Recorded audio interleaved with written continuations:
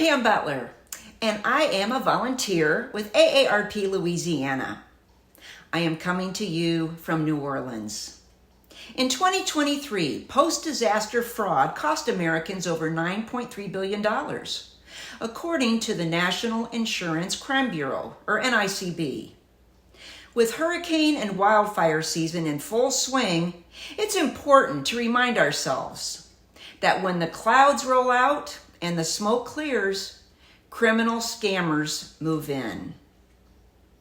Following extreme weather events, criminals impersonate government, utility, and insurance workers.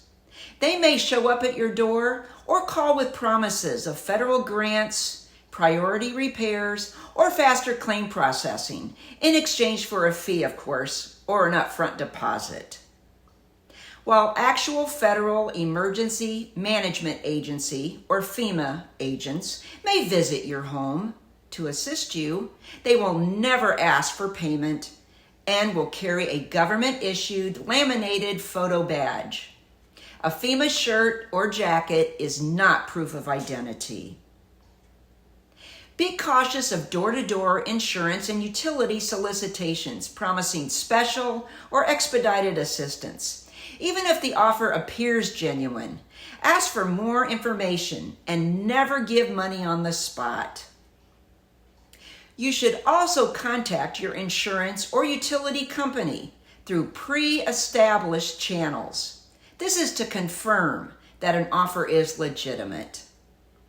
Be a fraud fighter. If you can spot a scam, you can stop a scam.